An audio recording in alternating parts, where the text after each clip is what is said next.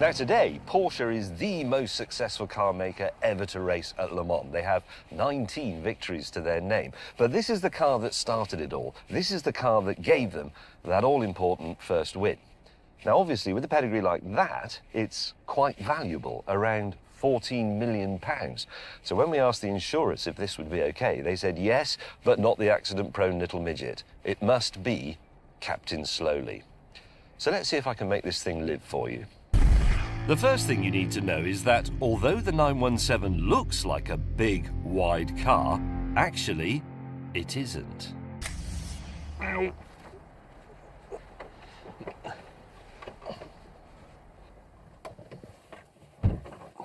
I'm in. God, it's tiny.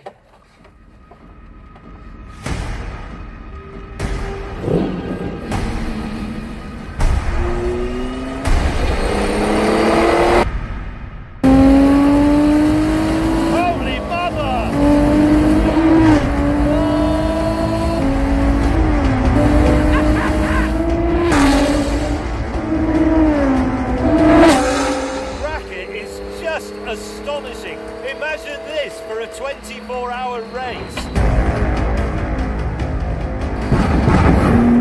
Even though it's a 50-year-old car, the 917 is fast by the standards of any decade. 0 to 60, 2.7 seconds. Top speed, 224 miles an hour. And it was built without compromise, using the absolute bare minimum of materials.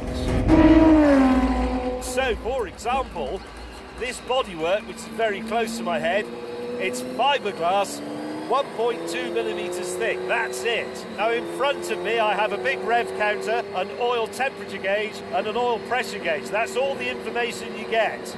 If those are reading correctly, that means the engine isn't going to blow up. And that means you can pin it. Gee!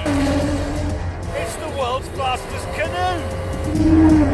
The 5-litre 12-cylinder engine produces 621 horsepower, which is modest by the standards of today's road-going hypercars.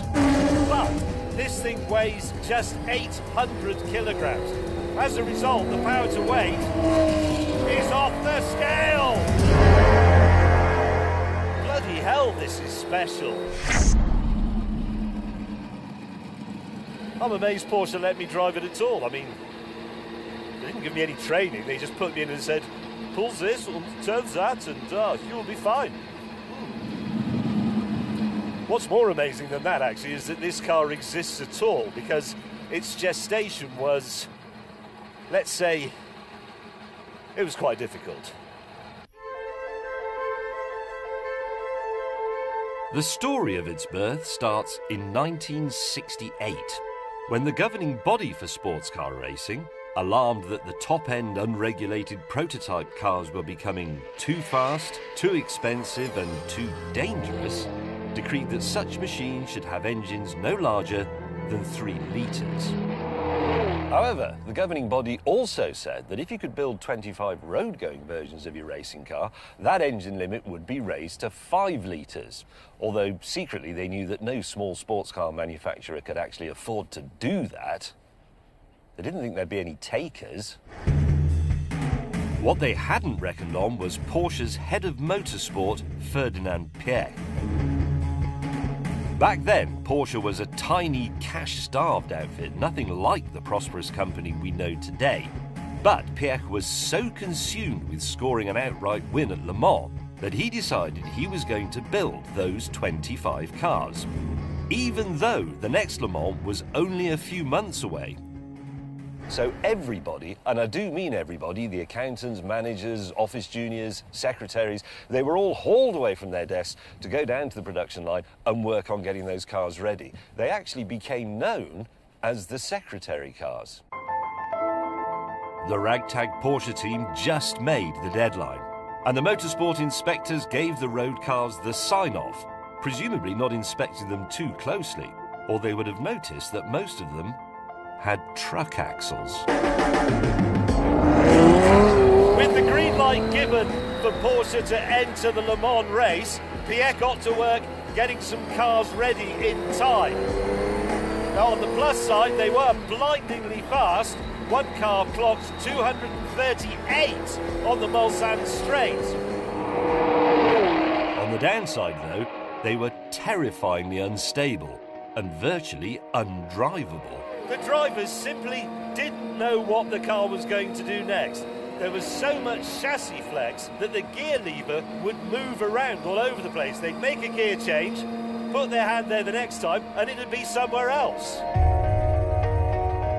Piech hoped for a big win at the 1969 Le Mans race, but it was a disaster. One of the privately entered cars crashed on lap 1, killing its driver. The others broke down as the race wore on, until just one remained, driven by this man, British driver Dickie Attwood. Difficult would be putting it mildly. Life-threatening could be another one. Right.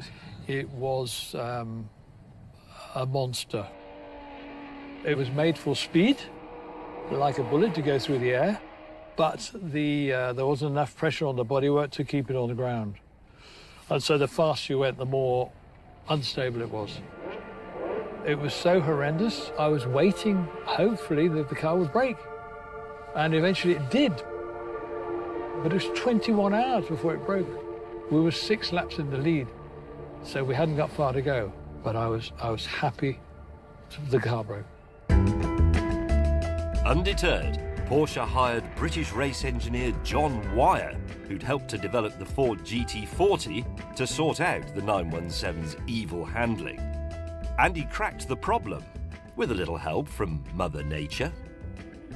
After one really long test session, Wyer and his drivers noticed that although the front of the car was absolutely plastered in dead bugs, there were none here on the rear wing, which must have meant the air wasn't flowing over it, and it wasn't producing any downforce, and it wasn't pressing the car down into the track. Having reworked the aerodynamics of their problem child, Porsche arrived at the 1970 Le Mans race with renewed hope, and Dickie Attwood once more at the wheel. During the race, the 917s were blisteringly fast as ever, but this time, mercifully, they were much more stable. And although heavy rain claimed victim after victim, Attwood and the 917 took the checkered flag and gave Porsche their first ever outright win at Le Mans. It was a win they badly needed because they had, quite literally, gambled the company on it. But it's also true to say that this car nearly broke Porsche as well, didn't it? Because they were a very small company. It did. Again, it was Ferdinand Piech, and he was a guy who was quite extreme. He was so enthused to do what he's done that nearly broke the company. It did. Yeah, the racing program nearly destroyed Porsche. From then on, there was no stopping the 917, as it set about building its own legend. The following year at Le Mans, on the way to another crushing victory, it would go through the speed traps at over 241 miles an hour, a record that stood for more than 20 years.